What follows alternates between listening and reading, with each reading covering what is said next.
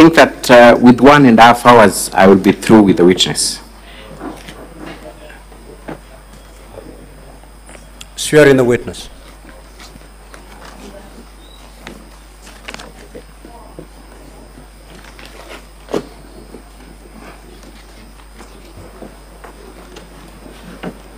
I, Bishop Kawira Mwangaza, do solemnly swear that the evidence that I shall give before the Senate in respect to the matter before the Senate shall be the truth and the whole truth and nothing but the truth, so help me God. Thank you, Your Excellency. Kindly introduce yourself, your full names and the capacity you hold for record purposes. Thank you, Speaker and Honorable Senators. I'm Bishop Kawira Mwangaza, the Governor, Meru County. Thank you. You have received the notice of impeachment and subsequently the County Assembly of Meru resolved to remove you from office through impeachment. Is that the reason why you're before the Senate today? Yes. You have had an occasion to look at all the materials presented by the County Assembly in support of the impeachment. You've also had an opportunity to file a response to that motion. Yes. That is the response before the Senate, the one dated 3rd of November 2023? Yes. Together with your affidavit in support of your response? Yes. Would you wish, first of all, to affirm that the contents therein form part of your response? Yes. Thank you. You were also present at the Senate yesterday when counsel for the County Assembly described you in a certain manner through comparison with a certain criminal in Europe. Yes, I was. Is that a true description of your personality? No, not at all. Not at all. Specifically, the counsel for the County Assembly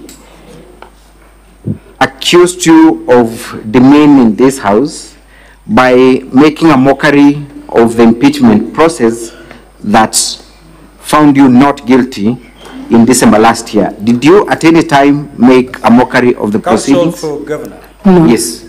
The counsel for the County Assembly did apologize and indeed sought to have that record expunged. So as far as we are concerned, that particular record does not form part of the record. Most obliged. Then I withdraw that line of examination in chief and proceed. Madam Governor, you have been accused of not being capable of working with leaders in Meru, particularly members of County Assembly, and this particular allegation was that you were only able to work for a few weeks after you reconciled with the MCAs. Is that true? That is not true. That is not true. Yes. To the best of your knowledge, for how long have you been having an harmonious working relationship with members of County Assembly? We've been working together with the members of County Assembly until the last almost 2 months only. The last 2 months? Yes. Are you talking about the month of August and September? August and September. Yes. So it is your evidence that throughout the year, save for the 2 months, you have been in a perfect working relationship with members of County Assembly. Extra perfect relationship working with members of County Assembly.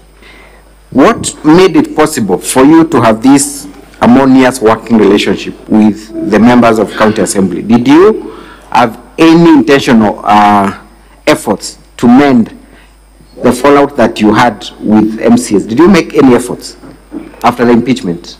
The first solution was made by this Senate the last time we were here, and I followed the advice of senators. We want to start down with the MCAs. We again sat and had a long, lengthy discussion with some other leaders, and from there we've been working together. Particularly, there was the issue of, for lack of better word, word development fund. Were you able to facilitate development projects in all the wards of Meru County? Immediately after we left here, I facilitated ward development fund to every MCA to the tune of 10 million, and this year 15 million for every ward. Thank you. You have produced a video, KMV1, which I now ask the technical team to play so that we see the kind of efforts and the fruits that were borne by those efforts. KMV1.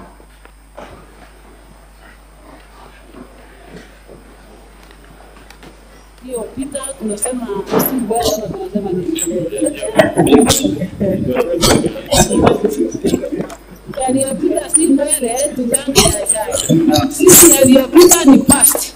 Kwa hivyo tumeamua kwamba hakuna mtu atakumbuka yaliyopita. Ile alikuwa impisi, wao walikuwa wanaingishana, wote tumeweka nyuma. Tumesema nikaenda ya maendeleo na kabati ya maendeleo. Kwa hivyo tunafurahi siku ya leo Mr. Speaker, sir, we are having the same challenges. Secretariat. Tunaomba walioisha wana celebrate maybe disunity. Just stop the video. The technical team, please go work on it. We will get back to it once the technical team has worked on the system. Council, you may proceed. Once we are ready with the video, we can as well come back to it. We'll always come back to it. Thank you, Mr. Speaker.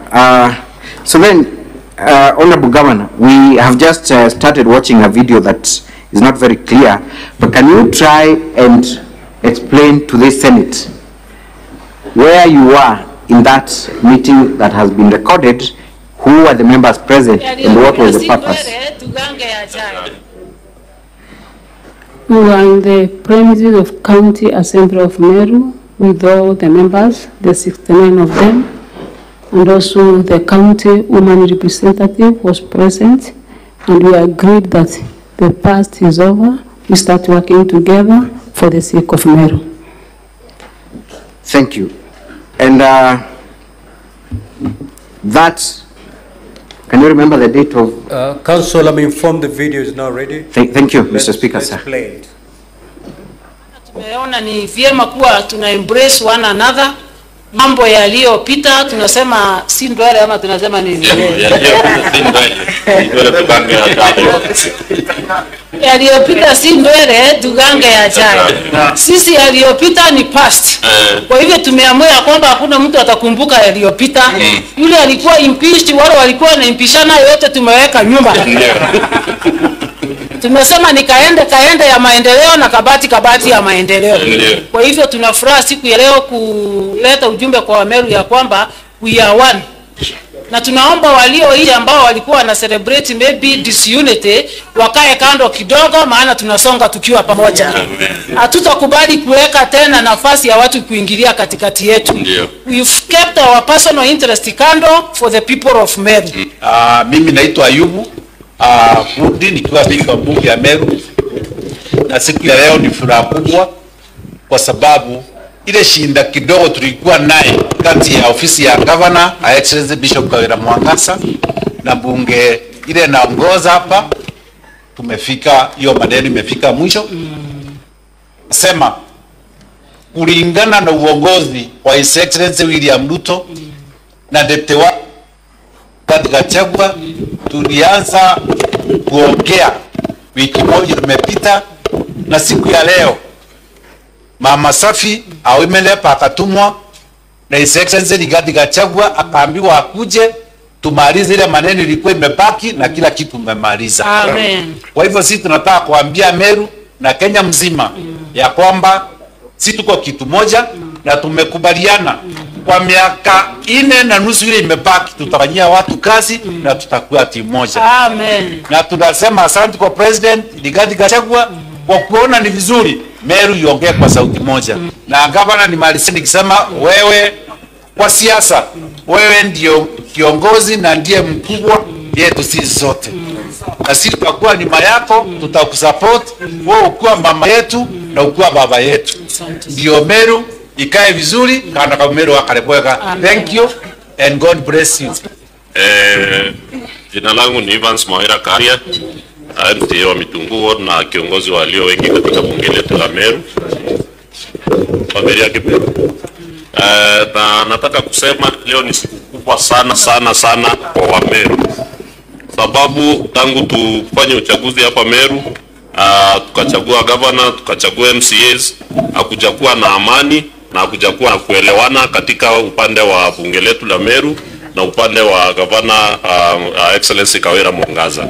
Lakini siku ya leo sisi tumekubaliana ya kwamba for the interest of Meru tuweke hayo maneno yote ambayo yalikuwa nasumbua, tuwachane nayo kutoka leo na tukamua kushikana na kuelewana kabisa ndio tuweze kufanyia wa Meru kazi.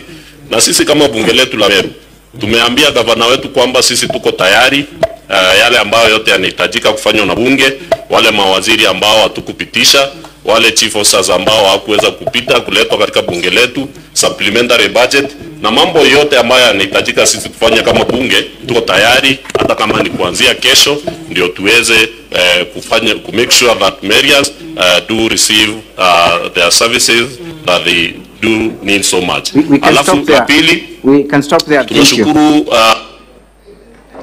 Thank you. Are you able to identify the people in that clip? Are they members of the County Assembly of Meru? They are all members of County Assembly of Meru, led by the Speaker, Ayubu Bundi. We have also seen the move of this motion in that clip. The majority. The majority. Yes. Thank you. In that clip, is there any indication that you bragged about the fact that you went scot-free? No. You have also used a certain slogan that you are now being accused of using. Kabati, kabati, kaende, kaende. Did you actually use those two slogans in your speech with members of County Assembly present? I used it because it is a slogan for development, the speed of development in Meru. The speed of development in Meru. That is kaende, kaende, kabati, kabati. Just for us to be able to understand, what does this slogan actually mean? What is kabati? What is kaende? Kabati means like accelerating to the fullness of everything, that is highest speed possible. And then kaende is non-stop. That means that the development will be non-stop and at a very high speed. Thank you. So when then the move of the motion comes here and tells the Senate that kaende, kaende, kabati, kabati is a don't care slogan that says you don't care about anything, is that a misinformation and distortion of facts? It is. Thank you. Let us proceed. So then you are seen in many instances using that slogan, kabati, kabati, kaende, kaende. Even the MCAs have embraced the same slogan and they also use it. Thank you. Let us proceed and watch the next video. And you have alluded to the fact that you agreed to give at least 15 million for every ward for development projects. Was that done? It was done. Can we watch video KMV2? Antoja gwetwa oversight najo ndenda kuburi ojubwi muntu uri okuthithiria oversight na ara Nairobi obicine no oversight yeje tureaja tukinyete ndagaceji ni oversight ire kwingi tukwenda ne TV ne Nairobi kana ne kweja gukinya murandi jora tukuona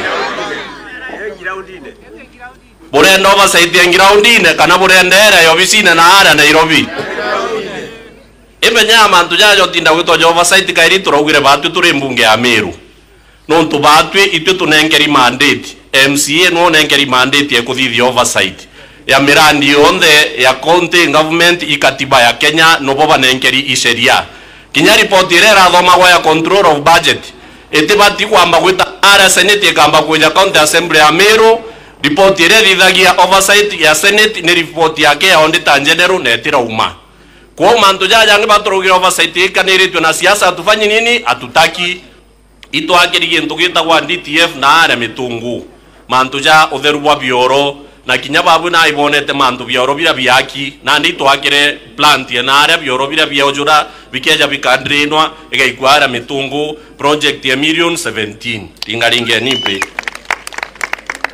bwaja iri roje rwa mitungu rwa rwitagwa rwa water supply rwa runywa wa mitungu yonde iruthithe rwa rehabilitation na project yo nienderete governor 15% done project ya million 18 o mitungu yetu boy thatu bugeta kuma karingene ibuje karingene te karingene kara kanyagene kara kamuguru kuma ara karingene ugeta muguru ugeta muchagara barabara yo nethithirwe na yathithirwe na mbecha cianga vanire tugwita cia flagship na nethithitwe na 95% na aru antu bo inya gukaura kana gukarotero batita na ndi na yetumirite shilingi milioni 5 ringaringira ninga nambe aibo gutara cia kinyinga na Mwangaza hii 17 plus 18 plus 5 omwenda yake gutara ndagaceje yanu tukinyete aja na aru eji ire gwetwo kwa matumo Kirimba bridge na yo bote kuona nirikitie iboro unairo we can stop there. The video is quite long.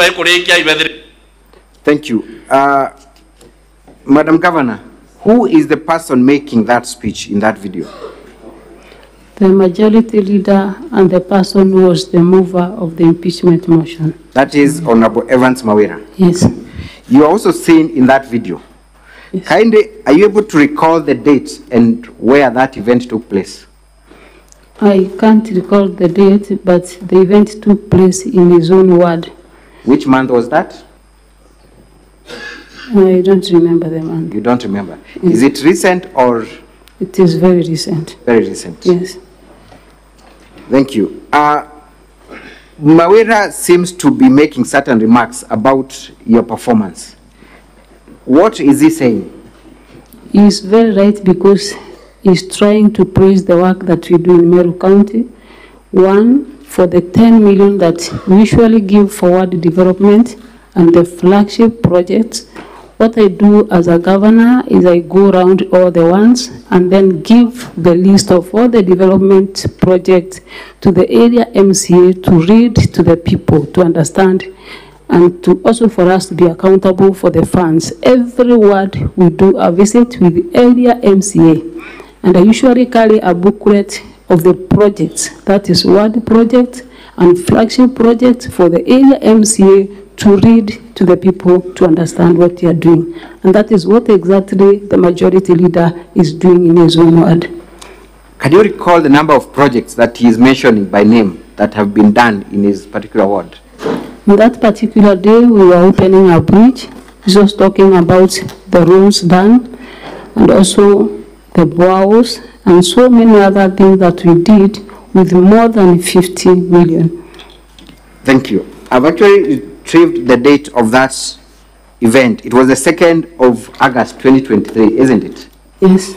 Thank you. So then, when you are accused of not being able to work with leaders by the same mover of the motion, do you find some form of hypocrisy? Yes, and also maybe he's being misled. He's being misled. Thank you.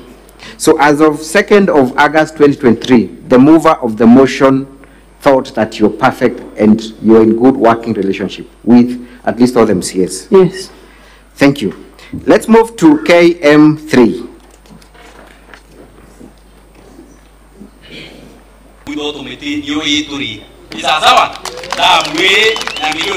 Dam that it costed us 39 million in his own word. Are you able to recall the date when you launched this particular dam at Mudara? I think it's not even 3 months ago. Less than 3 months ago. Yes. Thank you. Now, I will move on to the second issue, which still touches on your relationship with members of County Assembly in respect to projects and Okolea. Let us play the video KMV 20. MC watu mawera atukure na maromba. Nigirani MC watu mawera benke bila kuno.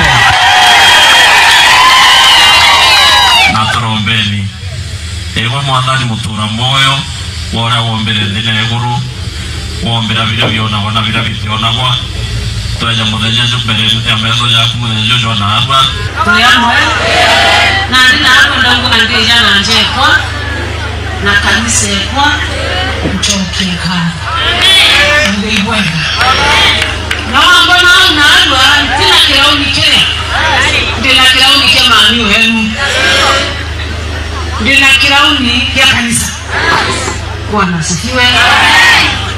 Itobiria ukuona kieni negeki kinyama ikiele nkwari nayo kinyangu kuele tukinyete kinyanga alele ya ndega kinye itobiria byonje tukaeja na buti kingotere kezikari kiryo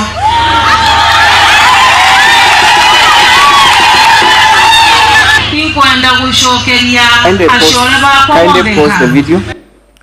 You are making certain remarks, and before we go to the remarks, we have also seen the leader of majority again in that video. Where were you with him on that particular day? That is an Okolea program which is run by my family and my church. We usually go to do the Okolea every Sunday afternoon. And I always invite if they wish to come and join me on Sundays. And with me is the Honorable Mawira, the mover of the motion or the impeachment, who was also involved in that operation of Korea Kanaka Meru. This was on 13th of August this year, 2023. 13th of August this year. You are making certain remarks about the capacity in which you are in that event. Yes, I always tell them that in operational Korea events, they don't see the governor, but they should see their mother, and also a bishop who is coming to assist, not in form of a government, but as a church and as their mother. Did you explain the source of the resources that you were giving, including the microphone you were holding? I heard you talk about that. I always do that in every meeting, that everything that I use in Okolea, there is nothing that comes from the county government of Meru, because I've been doing that for the last 12 years. Thank you. May we proceed with that video?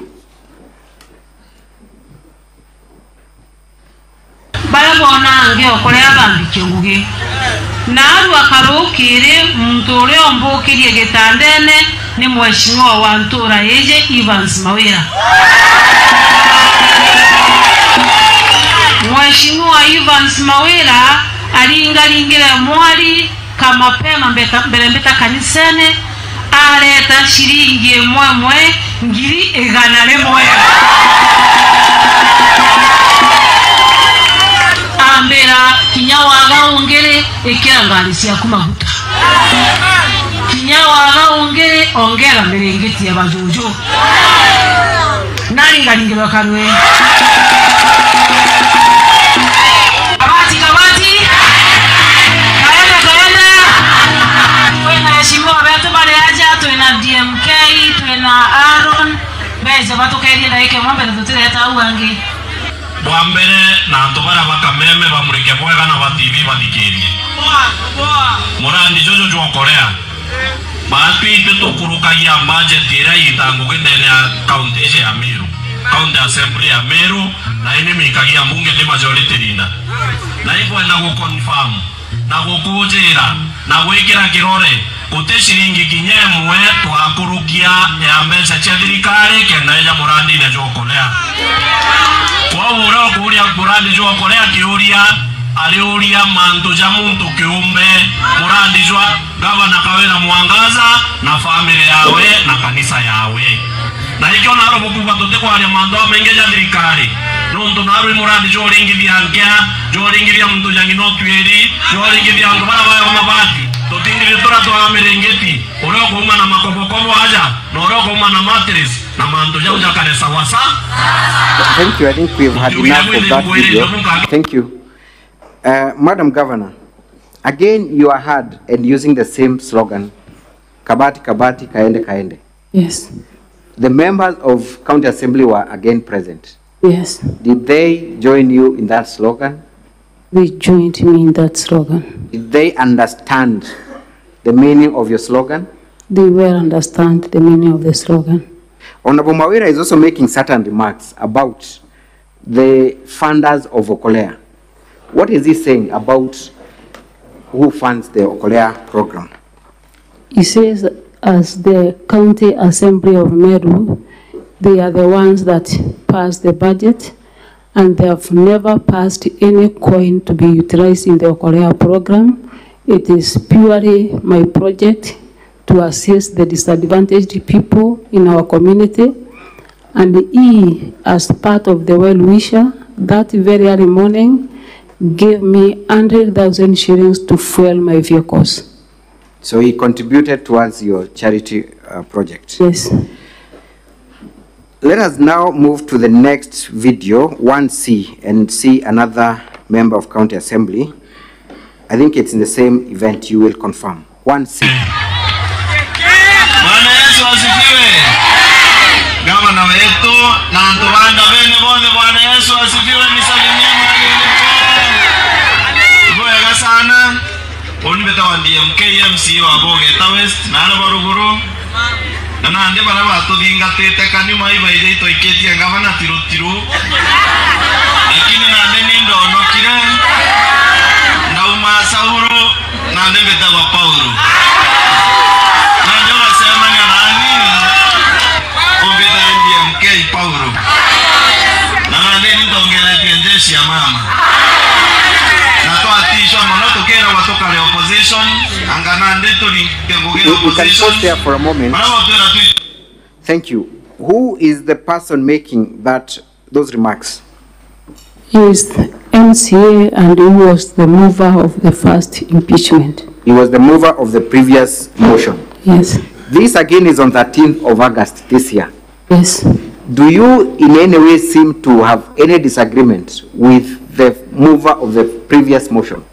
Now he's even telling the public that he is now a changed man. They used to disturb Mama, but he has changed from Saul to Paul. That is in reference to the biblical Paul, Yes. who was one Saul. Yeah. He's also talking about them being forced, if I can hear him correctly, to join the opposition. What was he talking about? He was talking about the pressure amounted to them by external forces or by external people that do not belong to the County Assembly to fight the government, but he has vowed not to repeat again and support the government. Thank you. Let's proceed watching that video. The opposition voted Nairobi na watonya ke RUTO. Ende na aja Meru president wetu alato uitakage na kuikiria ndo wetu tu opposition watu kwenda tu. Kile ingechindwe. Na nini yali ndio ubwani? Na ndio mimi sitapishwa. Mimi sitawekwa uoga. Gavana Kawira anga musupport. Ulio kudoganya no ete antunya itekia boge itanete antunye. Andoma boge taiba ina imani nani na ina imani na decision ya kwa support Kawira na ina imani na Kawira. Na nande kwa bate kwa na kuba tukiuga kumibira mbele.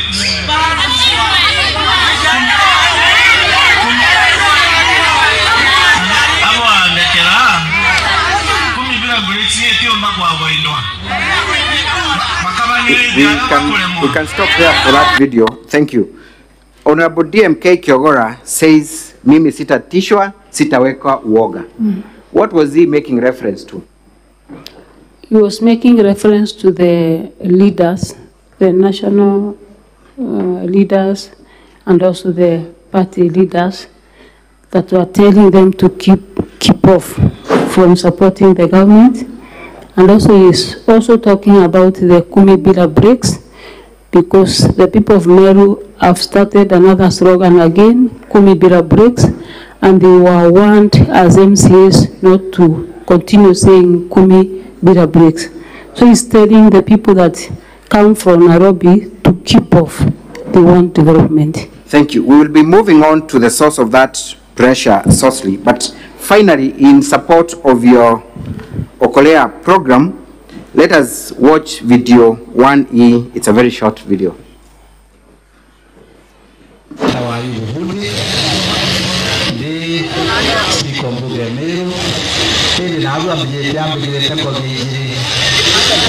Bwana Murega igirete ngobia ya NCA kwa bodo chiete gatigati yo mutea daktari mutea nyakwire bishop untongeretie mbunge dina timu kona twinio batu tu sawa antu betu support ni kiambi support ni njoke tu support ni gavana wetu nutu tema endeleo jejara kwinai kwinandwa maendeleo jejara kwinai kwinokiri awage gavana uwe munene okwa na munene weje na ng'ombe tumba kweja na ng'ombe ende gavana ndi murevi ndetha ya ng'ombe ndetha ya mburi singa yu urambikire ng'ombe mburi ya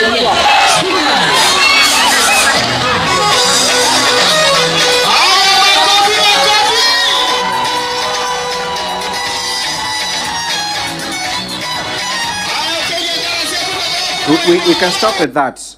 Madam Speaker, who is the person making the remarks in that video? This is the Speaker of County Assembly of Meru. And you confirm this was during an Okolea program meeting? Yes, in Mwangaza ward, Mojo. Who is the MCA Mwangaza ward? It's Mr. Njoki. Mr. Njoki. He was present. You also are in the company of other people in that? Those are all MCAs. Our MCAs? Yes. What has the Speaker just done? The Speaker has donated a goat because I usually give the single mothers and widows cows. And he says, because you've given and donated a cow and you are senior than me, let me donate a goat. And he has done it. Thank you. Again, what date was this? It is barely around 3 months ago. 3 months ago. Now, we have alluded to some forces that were behind, or rather that were not happy with this unity between you and MCAs. I want you to identify and tell us what is happening in the next video, 1D. Kindly, may we play video 1D? MCA go karibisa ntora ya Bogeta East na mbuge wotwe on behalf ya ntoba Bogeta East na Abogeta West na wenzangu bare aja tucokerie nkatho no ntubwe kinya rire okinya oni mbigirwe ntomba kwithira nteja no nturire okinya gatia kana kara kamumero kuringithia gagatia ipati yakwa na impuigwa kweli imbati kweja kuona no ntone pati ya maendeleo ndene ntura yetu.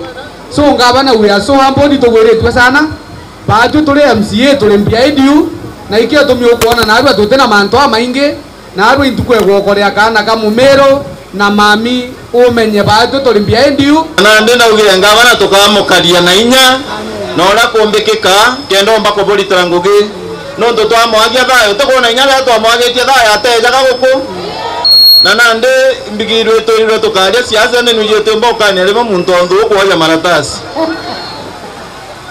nande kurantu bakamatete ibere leta ubirana na ala mawa na ito abatumira na Nairobi gutagera imbie tumicukari raitirie batagera imbie tumyogoti bukuongerwa gutokwaririo ogoti ingabana bakweja ubira mbesa ikwekiwa senate counties ciongerwa mbesa ibaregere kuongera ndi baliuga ibejete kwa base ore base mbesa ireko tutu na ku Madam Governor na okageta muntu otuto ogira tuga tire no ngato nyongera we ni ntobya Meru ara tumba kogera twabwitira nguge iyo tumba guchenja as long as Kawira Mwangaza we ni ntobya Meru oni ndekire mbwe matu wambirani isa sawa na we can post there. We have seen the first speaker, no, actually the second, the one in the black jacket. Are you able to identify him?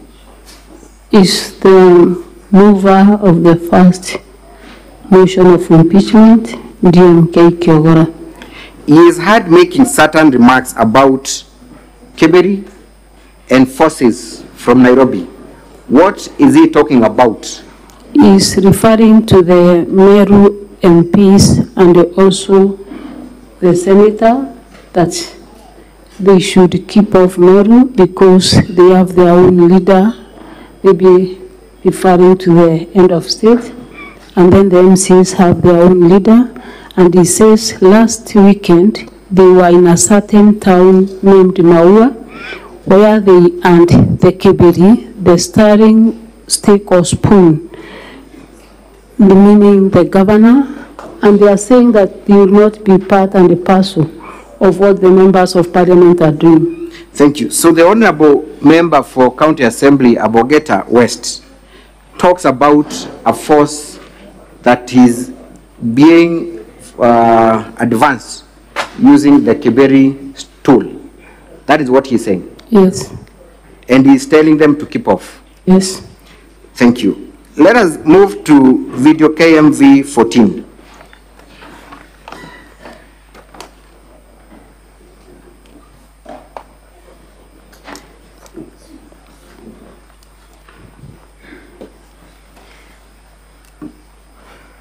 KMV 14, kindly. Na bakaya batuana na badiri manto yo differences sisi omba kwethirio bature MCA bembe tuteta yari utonyera tio so ende atukuromba tu burungu ari mbere governor na deputy governor bomba kwetwa bage wata naira nigenda tukomba gutukinda weta turi antu amwe turi antu bembe na turi MCA na tongeri bonde brantu badurite na ndi na imani manto yo onde akaombekana lakini tutakwenda zaitu agulukia budget siasa ikanjiria nigenda mwembe akomba kwetwa ita ya maendeleo so baba goya na manto akeberi keberi mwene keberi naso agreement mwene keberi naso ketiania manto yembe na rekana yaro e ambe tukongangari kokaria mama nonto MPs beto odompu wayo kegonga ko mama ende muntu arumogeni agoto janganya akili otobo akili atotore mama we are not ready endo ro kolwa bubutu gwena keberi keu ayate gati ana keberi ngira to ate anajo okira nkoromba neo iba imenyere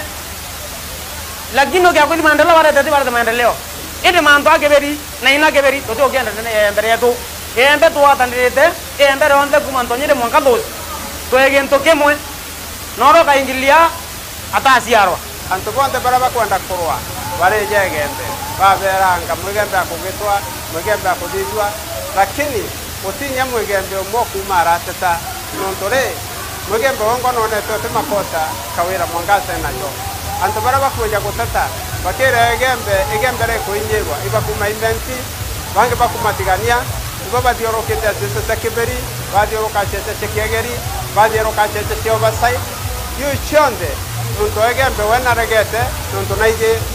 Thank you. We can post that video there. Governor confirmed that was on 27th of August this year. Yes, 27th of August.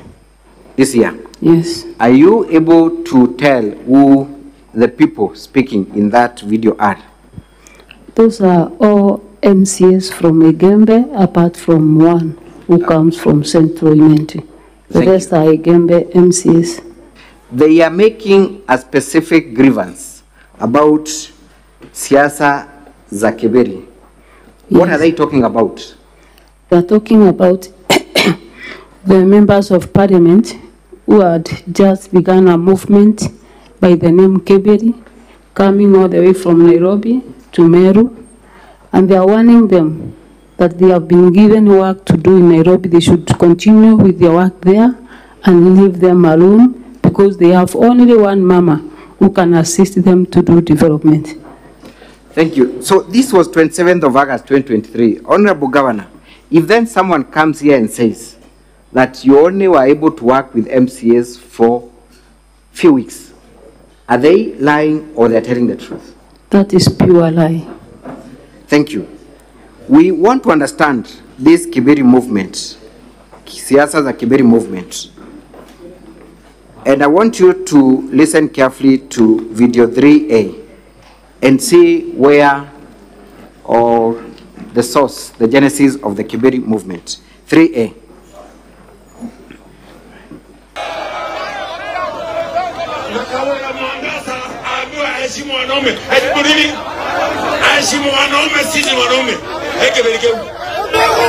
Ile ya keberi. Keberi keberi ya Kawira.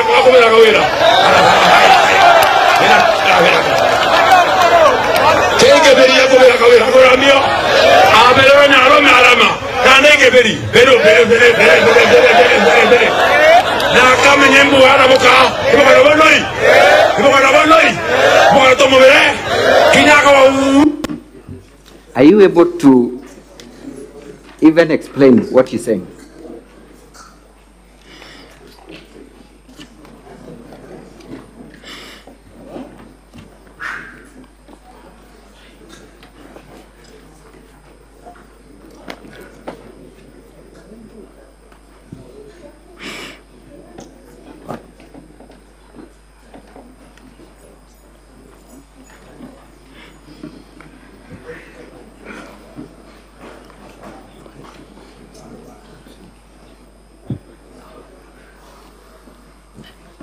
He's talking about that. They will use that thing to. I'm not able to explain.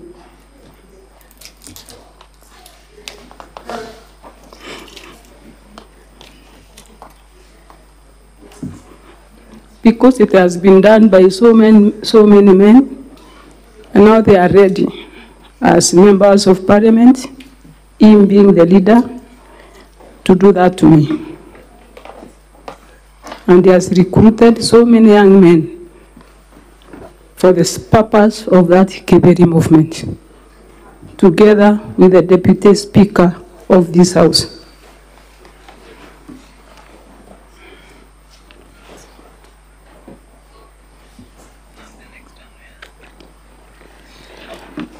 Can we watch KMV 12?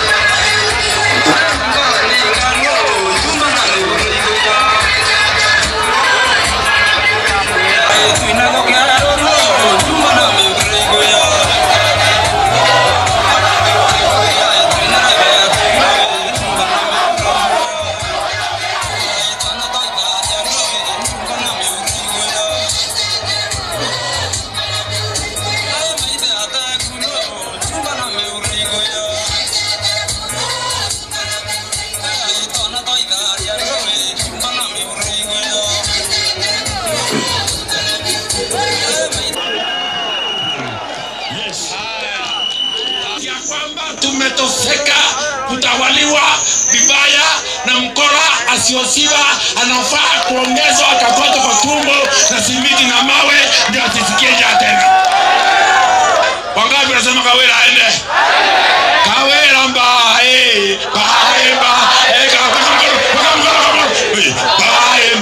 lakini tunataka kiti ya Mutuma apewe, kiti yake ya deputy yake, magari rudishwe, security apewe, kila kitu apewe, na kiti ya finance, kiti ya pesa apewe.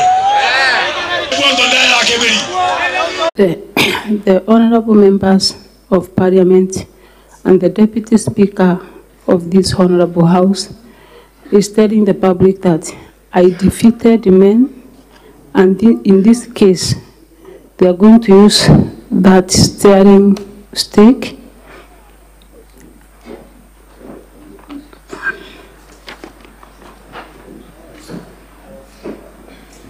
and they recruited so many young men for that purpose, and they have been holding rallies almost in all towns in Meru, doing the same over the weekends. Honorable Speaker, I want to say this is purely politics. Purely politics. Thank you. There is another video, I think that will be my last, 3C on the gender profiling and harassment. 3C.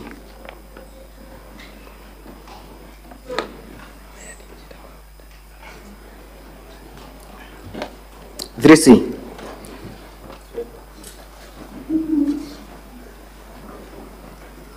Mukuru ku ingwendo kuona uliki na tuwe Amerika enda ugekana kamurega lakini tuwe kamurega tena kana Tumekwana boloi angwendo mwe Kawira Mwangaza utendo ereo ukavatia mwana mwenye ukithata tumekwana boloi tuenda kuwa kena tutike murega baitu imukuru ku ya mwana nwe ya pronto abori agere mono mbele na kayuyu agwa bele agwa bata tenjamba loi kante njamba kana ko mtoto la obora masiara ndi kuerega na nchoke mbele na keberio wewe keda kala hekeda Kawira udire hekeda Kawira kukwekeda na alemera arume Kawira hangwa niyo yekeda hangwa ndenda kenda menya wewe mwekuru wale mwekuru muchoro kwa etawa mwenda na mulingire teke urenga wayo kiandaka endukisha ndaka siakwa no mwekuru mukuru. Thank you. The honorable member is making certain remarks about your husband. What is he saying? He's saying that he has given me 9 months to be pregnant.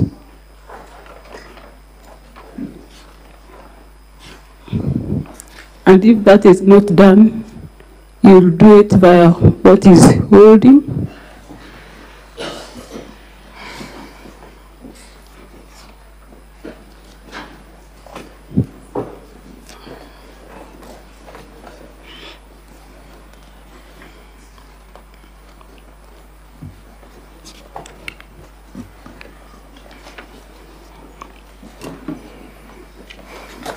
Eventually, Honorable Governor, your deputy joined the movement and made similar attacks on you and on your Korea program.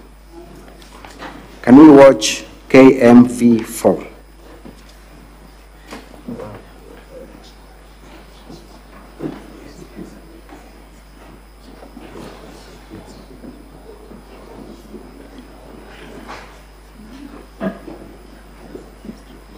Kweta Tharaka County tubatethie, kweta Embu County tubatethie, kweta Isiolo County tubatethie, ukorea kirundu kia thina kia kubate kia kuewa itukwenda kia tukweyana hapo sana jiji ndio governor na program kerundu keke pumbate program wetu okolea matwe murungu wake tuetera tutetera muntu nonto kerundu ke anto bembe beku atoteokenda bekwerwa kerundu ke wikireti makire bagwa tokolea iyo mathina yaba ya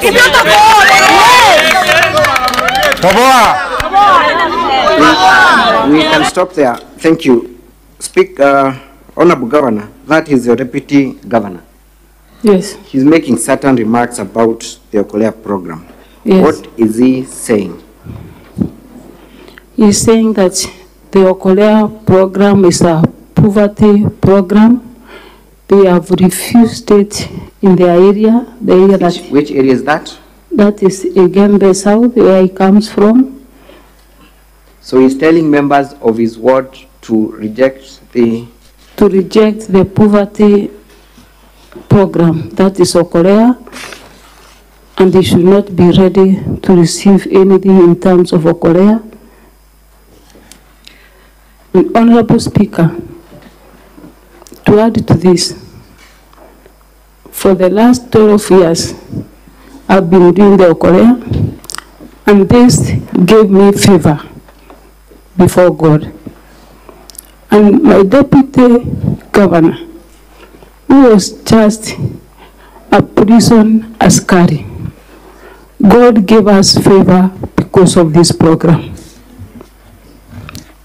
And out of the program that raised him for being askari to His Excellency the Deputy Governor of Meru, is the same person that is seen on video, the campaigning or demeaning the same program that God used to give us favor before men and women. And he continues.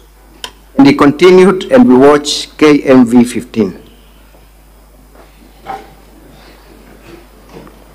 15.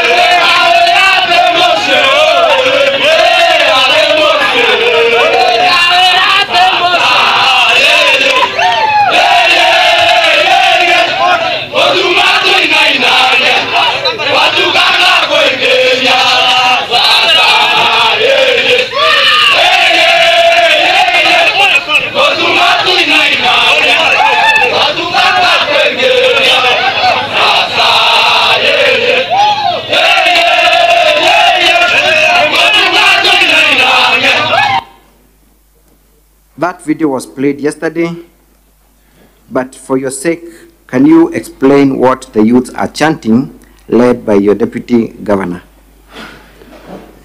That is my deputy governor with some youths from his area saying that Kawira doesn't have a home. She only does prostitution in the county. And they are praising him and warming him up to be the governor or take over the position of the governor of Meru. And that is exactly what has been happening to our members of parliament, including the senator or deputy senator of this house. They have started warming him up to be the governor and take charge because I'm just a woman before them. Thank you. It got worse by slaughtering of a cow that you had donated. Can we watch KMV 16? Confirm whether that's the same cow you had donated and to whom had you donated the cow.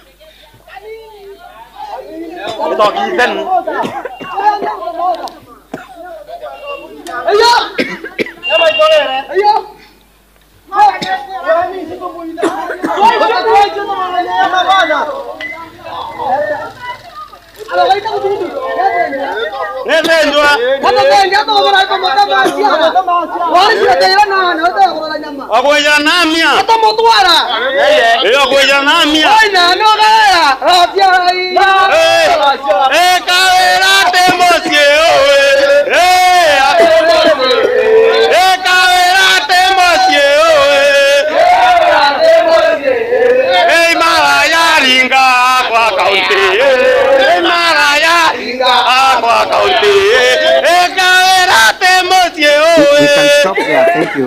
Thank you.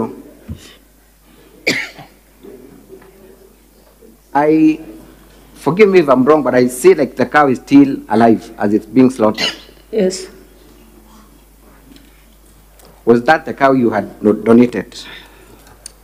Yeah, we were in the area of the Mca'S South, and then we identified the old woman who was to be given the cow as it was entering into the field. Then they took the cow, slaughtered it just before us. And they are singing the same song, but they're also making other remarks. What are the other remarks? Before I say about the other remarks, is that hiyo ng'ombe ilikuwa imebeba ndama ya miezi 6, And then they are saying that the same way they have slaughtered or killed the cow is the same way they will do to Kawira Mwangaza. Thank you. We can have the video removed from the screen. That has not also been the only thing. You have also been accused of not being a proper Meru. Are you aware of that fact? What? That you have been accused of not being a proper original Meru, therefore unfit to lead? Yes, they have been accusing me of not being a Merian, but a Kikuyu. Thank you. Let's first watch KMV 5. You will make those explanations.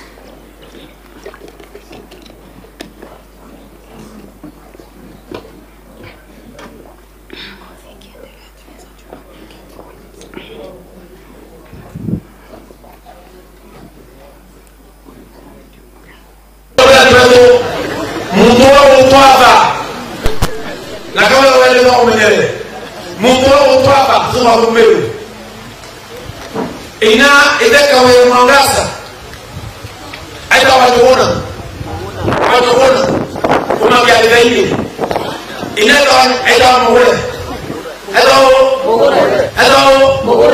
Kawira ndo Kawira umme wa moko bato tuapa imweko tuapa imwa tuome umiete hebu tuwa Meru ni sokere ya ume mwana wao au tupita kabilao. What is the Honorable Member of Parliament saying in respect to your ethnicity? He says that the father of Kawira Mwangaza is a Kikuyu from Kirithaini by the name Jogona, and the mother is Mogore from Kikuyu, and they don't want to be ruled by a Kikuyu in Meru. That's why they want to change to get a real Merian, who is Peter Gatirau Munya, the first governor. Thank you, Madam Kawira. Is it then your evidence before this Senate that pressure has been asserted on members of County Assembly to ensure your removal from office on charges that do not hold any water? Pressure has been mounted to members of County Assembly of Meru by the same leaders, as we have seen, and they had no option apart from adopting an impeachment motion where they were forced to sign and impeach. Can we watch KMV 11 on the nature of that threat and whether the MCAs indeed succumbed to the pressure? Na bunduki yao inachochi ando icha kuromba. Baadhi minatu ibia meni, ulat ugatwira mbazi ni kiraitu. Na ndilo uruli ndo kiraitu na bunduki siya wako warombe teri. Ukawa soka ndo ya bunduki. Dole ntoleka umogira bunduki siya wisia yundi. Bange ba ibia meni no menya ataduri yake ama. Ukilo ujando no menya bunduki lawe na sisi ya kurombo bati kwa very careful. Is that the same Saul turned Paul, going back to being Saul? What DMK Kiogora is telling the public is that because I was elected as an independent governor, I've been operating with hired guns. And now Mithika Rintori has taken his own, Kiraito has taken his own, so I'm left without any weapon to fight, and I should be very careful because they have withdrawn their support as the leaders of political parties or as the senior most people in their parties. That is barely 3 weeks after DMK Kiogora had been seen dancing, praising you, and saying that he will defend you and will reject any influence from above. It was like 2 weeks. 2 weeks. let us watch then 3E.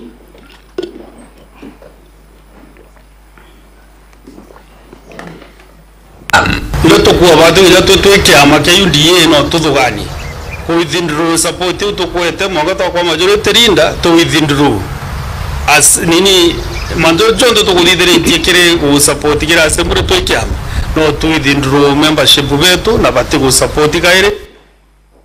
Thank you. Who is the person speaking in that video and what is he saying?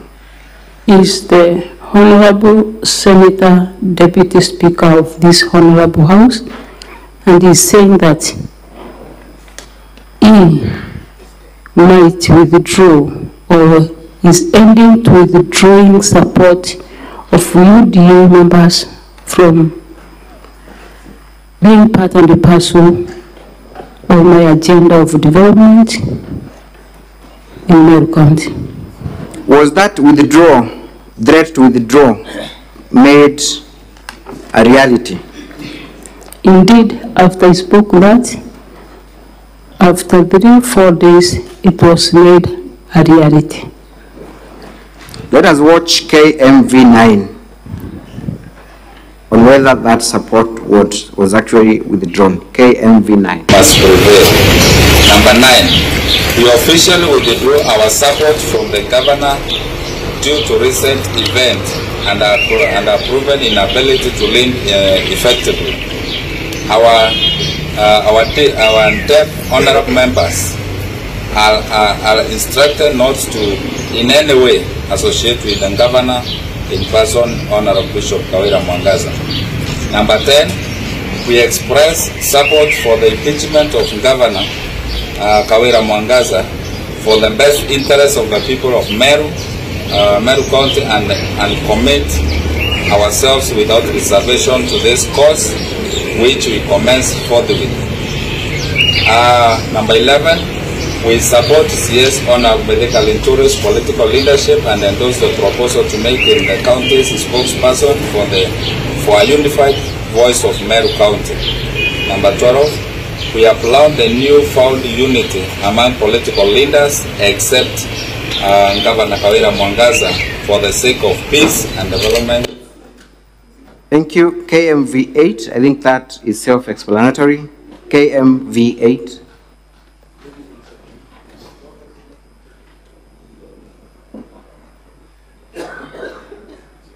KMV8. I've been given instructions by our SG, who is Honorable Kanini Kega, that as Jubilee, forthwith, I'm going forward with Jubilee withdraws its support to one Honorable Kawira Mwangaza. Kabla December tutakuwa na gavana mwingine mpya, kwa sababu hii ni kitu tulianza kitambo na tulianzia hapa. Kwa hivyo tuna vita na wewe gavana kwa hili ya kuonana. Tulikuwa Those are members of County Assembly, and with them is one member of National Assembly. I think he has spoken in Swahili and English. There is no need to emphasize. Was there a press conference formally by other parties to withdraw their support? And I'm looking at KMV10, and I think that is my last video on this issue of withdrawal. KMV10. In this county, we have decided forthwith to withdraw the support within and outside the assembly that we have given our governor. Number 3, we have resolved to start a fresh impeachment motion to the governor of Meru, one Honorable Bishop Kawira Mwangaza, and we have already signed, appended our signatures, the 27 of us who form or comprise the Kenya Kwanza caucus in the county assembly in preparation for a fresh impeachment motion. Thank you. The one that came last year. We can stop there. Thank you. Madam Governor, you have seen series of press conferences by various leaders of County Assembly, all seeking to withdraw their support. Were the timings of these press conferences within the same period of time? It was within the same period of time. Can you remember the month? I think it's not more than 2 months ago. That is the month of September? Yes.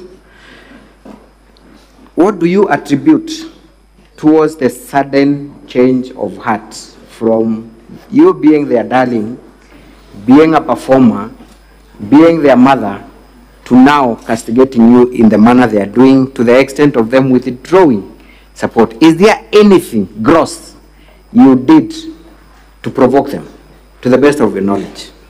I did totally nothing. And from the last clip, you can hear the move of the motion saying that around 27 of them have already signed an impeachment that they are proposing to have. So they signed way back even before. That is what he has said. Number two, the pressure from members of national government, some few elites, leaders, some few leaders of political parties, the deputy speaker of this honorable house, before God, I want to say they are misleading our MCS. Thank you. Governor, it got to the extent that even in the performance of your official duties, you are threatened and barred from performing that which you are allowed to do under the Constitution. Is that true? Yes. Can we watch KMV6 and tell us where you are, what you're doing, and what happened?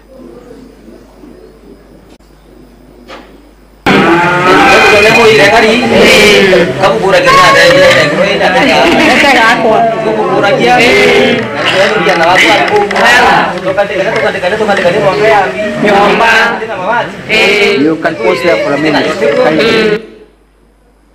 We see you clearly there, Honorable Governor, and there is a young gentleman speaking. Tell us what he's saying and what you are doing in that event and exactly where you are. That is an event done by the county government of Meru. The county assembly passed a budget for us to take care of the disadvantaged mamas in our community, and that program is dubbed as 1 cow per 1 poor family. We go around the villages, we have a committee to vet and see the most vulnerable person in that certain area.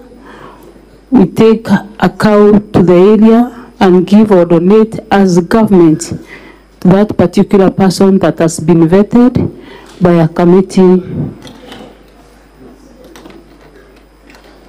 that includes the area chief. Thank you. So this is not part of your Korea program, for clarity purposes?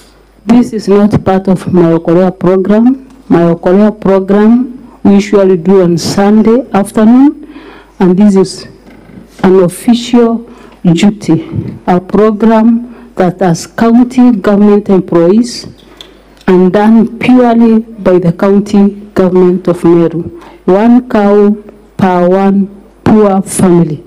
Was there any commotion or violence in that event? There was no commotions.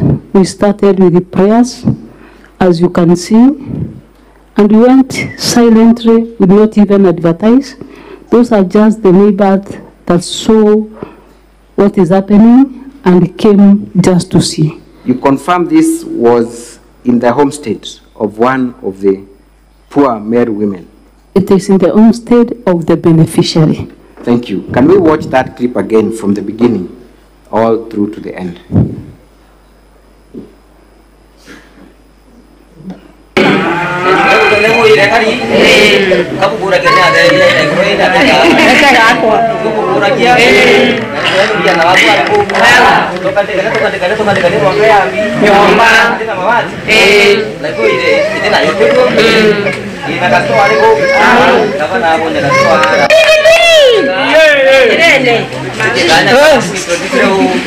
Gavana, Zargani, nazoka nawe?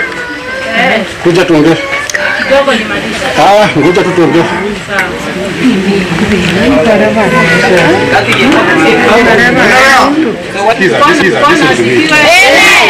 Ukiangalia hapa hivi. Tuende pole pole. Wewe watu watoke. Unapata dakika 10 tu peke yake hapa. Watu watoka waende. Mtoke muende. Naenda. Mtoke muende. Ama tunataka kwanza vita. Mtoke muende.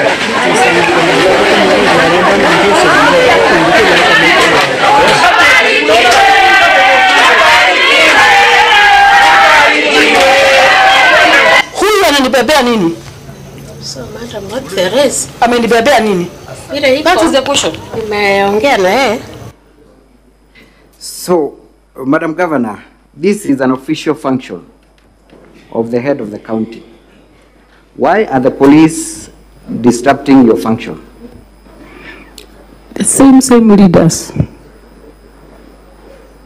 It doesn't specifically mention the leader that had sent him, but now the influence from the national leaders led to this. So were you able to complete your donation on that day? I was not able to complete because it was stopped. And then when they said that we leave,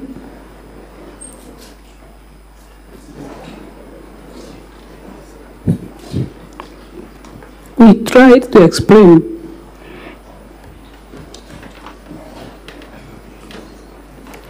After 3 good hours in that vehicle, when people came, surrounded the vehicles, that is the time the officer said that it was a mistaken identity. Mistaken identity. But isn't the officer calling you by your title when he comes? Yes, he's calling me Governor Kuja. Governor Kuja. You actually pleaded with him to allow you to finish. Ngoja nimaliza, akasema hapana, you have 10 minutes here, Kuja. And everyone was dispersed. Everyone was dispersed.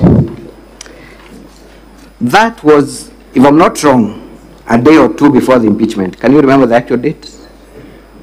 I think a day before impeachment. A day before impeachment. And that clip is not complete, Council. Yes. I think we've not heard the officer saying as to why he had come to arrest me. You can tell us, because you are present. We may not have the benefit of the full video, but kindly, because it is a first-hand experience, tell us the explanation you got from the officer as to why he was seeking to interrupt your official function. The officer was the area OCS, and then when people came in big numbers, the other bosses came around, and then he was asked to allow me go, and then he also apologized before everyone that it was a mistaken identity, and I forgive him. Thank you. You have been accused of vilifying leaders. We have seen WhatsApp messages, you making certain utterances on WhatsApp groups, and even in 1 or 2 political rallies, through the videos that were produced. Number one, have you vilified the leaders in Meru? Have you in any way vilified, demeaned the leaders in Meru? I have not vilified any leader in Meru. There was a particular comment you made on Facebook, on WhatsApp group, regarding the deputy governor. And you said, ujinga sita kubali. What were you talking about? I was talking about him having or gathering young men, going around demeaning the governor and calling me a prostitute. Was that a fair reaction considering what we have seen, was it expected of any human being to react and defend herself in the wake of such attacks? Honorable Speaker, I'm not an angel. You must have feelings. Thank you. Let us go briefly to the responses, and I believe you have answered to all the allegations in your notice, in your response that you first alluded to. You have answered, confirm that you have answered. Yes, I have answered. Satisfactorily to all the charges. I have answered. I want us to look at the first count, misappropriation and misuse of county resources. You came here and you also invited at the county assembly to answer to specific allegations, correct? Yes. Those specific allegations in respect to embezzlement and misuse of funds are found at 10A and B. Confirm? Yes. Embezzlement is A, withdrawal of county funds is B. Yes. Those were the only particulars of the allegations that you are invited to respond to. These are the only particulars. So then you could not have responded to anything outside what was framed. I responded to the particulars or the charges. Let me read to you. Embezzlement of county funds through the governor's sisters, Rose Kinya, Miriam Gwantai, Kenneth Gwantai, Nefat Kenywa, Edwin Murangeti. We will not go into whether they are your relatives or not because we did that in another forum. Was there any table of particulars to indicate how much money Rose Kinya received, when they received them, how they have not accounted in A and B, because that is the only place where we see the particulars. Do you see any particular place where you are told Rose received this much, Miriam received this much, Nefat received this much, Kenneth received this much, Edwin received this much? Do you see that in the particulars? There is no specific way or amount of money that is allocated to every person that the name appears in this accusation. What instead they did is to throw a bush of infamous extracts and told you to look at those infamous, identify where Rose is, where Miriam is, Kenneth is, Nefat, Edwin. Is that what they did? Just giving you an infamous extract? Just an infamous extract, to do it by myself, extract maybe the amount of money for Miriam, for Rose, for Kenneth, for Nefat. Is there any mention in A and B where the amount of 78 million is mentioned to have been, that you are able to respond specifically to what you are facing? There is nowhere a figure of 78 million is being indicated in this, as for the Miriam, Rose, Wantai, and the rest. Apart again from the infamous extract? It is only the infamous extract. You have also seen the basis of their complaint. It is another complaint by Salesio Mutuma, who tables his own computation and files it with EACC. Is that correct? Salesio Mutuma is an activist. He files a report to EACC, and the county assembly uses the same report that has been taken to the EACC by Salesio to accuse me of embezzlement of county funds. Nothing else apart from the report by Salesio Mutuma. So then, even as you're making this response, Madam Governor, it is only out of abundance of caution that you supply the Senate with what you thought was necessary. Yes. Did you even have the guide to lead you to where you are supposed to get materials in support of any claim? No. None whatsoever? Yes. To the best of your knowledge, was there any audit query or report that was generated by a competent body touching on embezzlement of county funds? No audit report, no other report apart from an infamous report by Saresio Mutuma, an activist, to EACC. But you have also taken time to explain what you thought the complainants might have been looking for, isn't it? Yes. And you have created a schedule that appears in your response. Kindly look at that. Appearing from what page? 105. 105 of our response, the small booklet. Yes. So then, the computation you did there, is it conclusive or is it based on what you understood to be the case from the county assembly? Because there were no particulars. It is not conclusive. It is not conclusive. Yes. The document again that you attached, was there any particular order to which you are preparing those documents, or you are basically looking at the IFMIS extract and giving what you thought was a suitable answer because there was no particular charge or request for you to look at any specific issue? I tried my best to look at it so that I can give a feedback. Thank you. So had you been properly guided by the motion, you would have done a better job in giving them very specific answers to specific queries? Yes. Thank you. Let us proceed to the other charge of nepotism. First of all, let me ask you about this gentleman called Nefat Kenywa, who has been said to be a brother-in-law to you. Do you know Nefat Kenywa? No.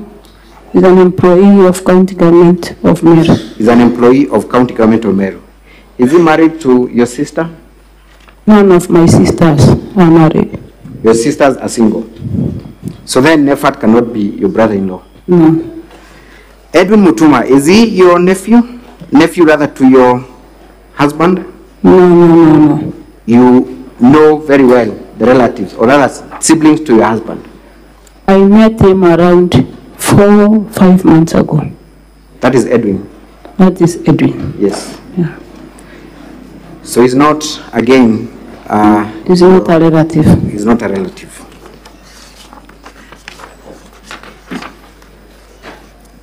Your husband, and now that Amatit, has been accused of vilifying other leaders through a musical performance. There was a video that was played. For the sake of time, I will not ask for it to be played, but you are also present. I want you to look at the lyrics of that song.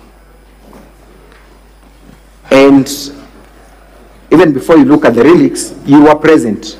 Yes. That song, to begin with, was sung in the Kiswahili dialect, true? Yes. So there was no need for it to be interpreted. But Council, it's my prayer that we see the song so that I clear myself from that allegation. Very well. Can we play? I could be guided where that clip is. It was a clip by...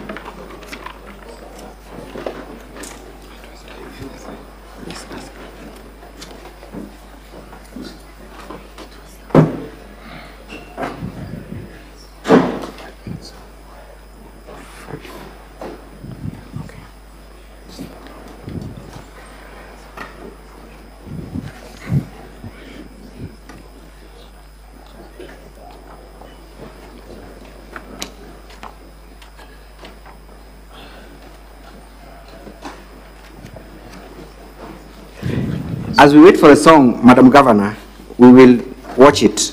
But did your husband make reference to any elected leader? He did not. Did he make any reference to any other leader by name? He did not. What was the first gentleman saying in his song, to the best of your recollection? That's why we have got the Kiswahili. Just read a few. At page 251 of volume 2 of the County Assembly's document. Very quickly, Madam Governor, I urge you to read. We are pressed for time. They want, is that from me? Yes, just read in Swahili. They want Kawira to come and help them steal. Kawira is against it, and when Kawira refuses, they dig. I would love you to read the Kiswahili version. The song was sung in Kiswahili version. That is the translation. Kindly read the Kiswahili version. This is also a Swahili speaking. Kila siku wanamtafutia makosa, wanataka Kawira awasaidie kuiba. Kawira akakataa, akasema yeye hataki wizi. Wakati alipokataa, wakasema, wakaanza kumshimbia mashimo. Wanataka Kawira akule pesa, nao wanataka Kawira wakule pesa za barabara. Wanataka Kawira akubali wakule pesa ya dawa hospitali. Wanataka Kawira awasaidie kukula mali yetu. Igembe na waeleze ukweli kabisa. Mpaka sasa sikilizeni kwa makini. Wanapanga pia kuchukua maisha ya Kawira. Wanapanga sasa mpaka kumuua Kawira. Lakini najua maombi yenu, huyo shetani ameshindwa katika jina la Yesu.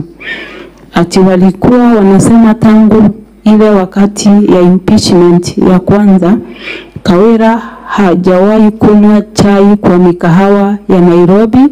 Mara ya mwisho Kawira kunywa chai mikahawa ya Nairobi ni ile wakati ya impeachment. Na hiyo sasa ndio inafanya maadui wake wakasirike kabisa. Eti wanamtaka Kawira kuliko akuje okolea awe akienda Nairobi kule wakunywe nao chai na meza na pesa zenu. Kawira naye amekataa katakata, akasema kazi yake ni mashinani.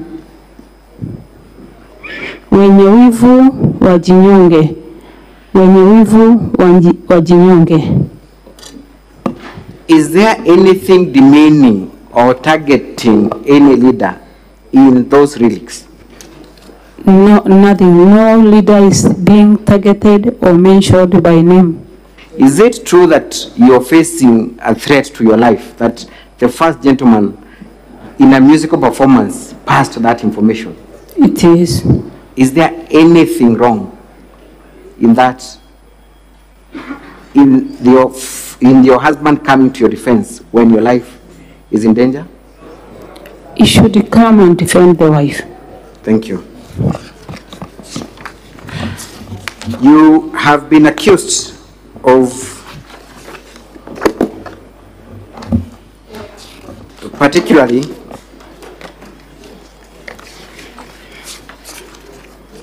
assigning diplomatic duties to your two sisters,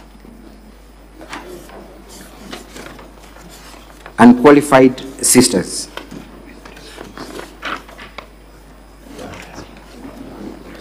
Yes. You have made an explanation to that allegation.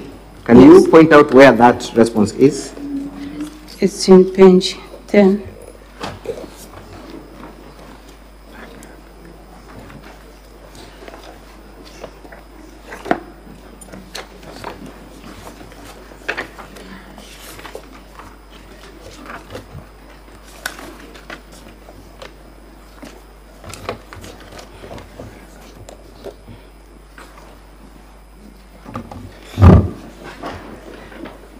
As we peruse through,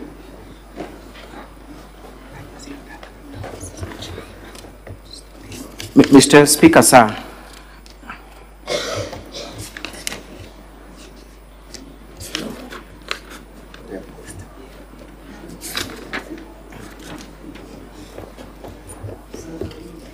Page 15.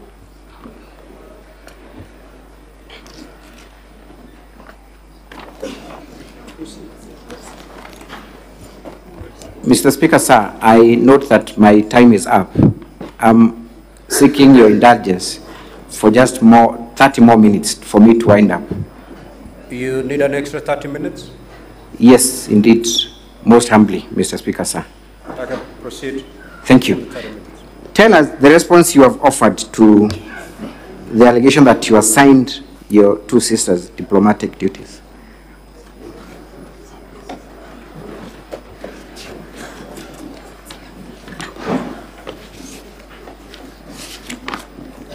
I was invited, courtesy call to embassy in Nairobi, that is Slovakian. While on my way, I was diverted to attend a state, a function at the State House. I can explain without reading. Yes, kindly proceed. On my way, I was accompanied by the County Secretary of Meru, my personal assistant, my bodyguard, and my driver. And then on the way, there was an urgent meeting. I decided to attend the meeting first so that I can join the other team later. The county secretary joined, went to the embassy. As I was finishing from the State House, they had already done with the meeting. Okay. So I did not assign my sister any duty. It is just because I had traveled with my personal assistant and also the bodyguard to attend the meeting. Did you later offer an explanation as to who attended that meeting and what was discussed in your Facebook at page 94? Yes. You confirmed that the person that attended that meeting and presided and had discussions was the county secretary? Yes. Thank you. Let us go to the China trip that you have been accused of sending your sisters and relatives to a tour. You got an invitation from a company? Yes, to China. To China? Yes. Did that company represent itself as having affiliations with the Chinese government, to the best of your understanding? Yes, at first, in the first case, it associated itself with the national or the country of China. The state of China. Yes. You had planned initially to attend that trip. Is that the position? Yes, I am planned to attend. But before that, tell us, how often do you travel outside the country as the governor of Meru? How many trips have you had outside the country from the date you were sworn in as the governor? I've only traveled once. To which country? South Korea. When was that? Around 6 months ago. What was the practice when you traveled? How do you travel? Do you travel with your team together? Do they travel in advance? What happened during your last trip to South Korea? For this specific one, I sent my personal assistant, my bodyguard, and the team in advance. And then I met them there later. Okay. Yes. Why did you send them in advance? For preparations and also to know exactly what I'm supposed to do and arrange everything before I get there. Okay. Was that the case with the China trip? Yes, it was the case. So who traveled to China and for what purpose did they travel? Those who traveled to China are 4 people. One is the Waziri for Health. Yes. And one is the External Leakages Acting Director, my personal assistant, and my bodyguard. Did you eventually travel to China? No, I didn't. You did not? Yes. Why didn't you travel to China? When my advance team arrived to China, it was contrary to what the Chinese people and the brokers. The message that was given to our office was different because the private company or the people that came to visit Meru associated themselves with the Chinese government, and upon arrival of my team there, it was contrary to what they said. It was just a private business company interested in investing in Meru. So the assertion that this was an opportunity for a cancer center to be established in Meru by well-wishers through a private public partnership, is that the position? Isn't the position. If at all it was a donor donating even a single item, I could be the first one to get there. But it was purely a business company interested in doing business in Meru.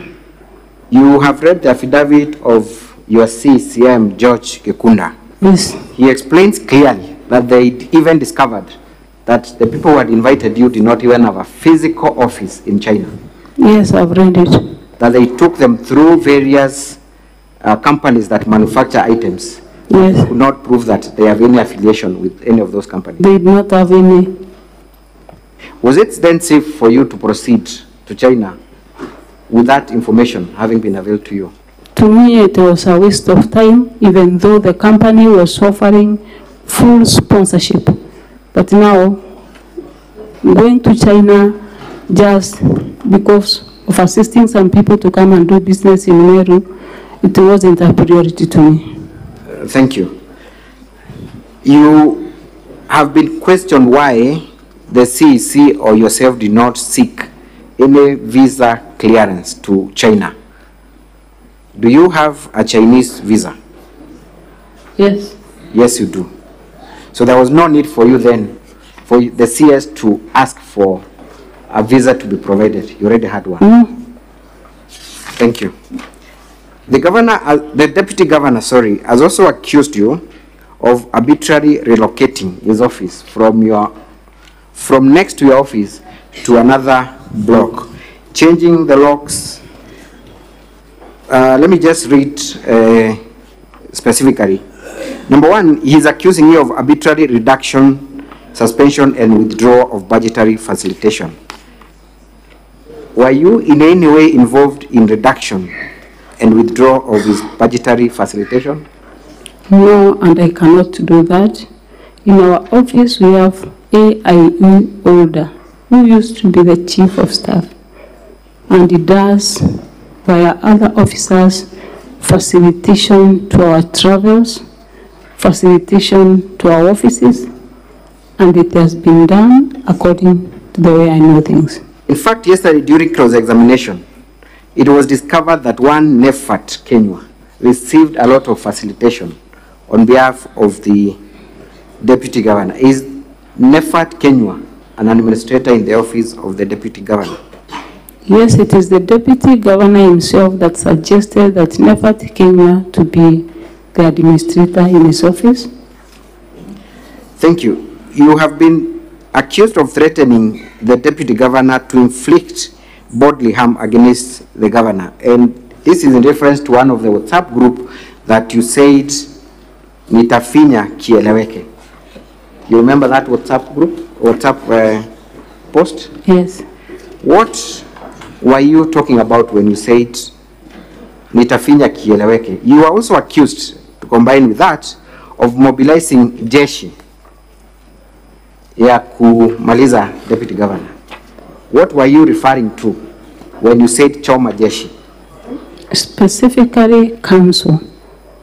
I would like to see where exactly I have referred the kufinya kieleweke or the jeshi to my deputy governor. So you deny making that particular The allegation is that it's to the deputy governor. Yes.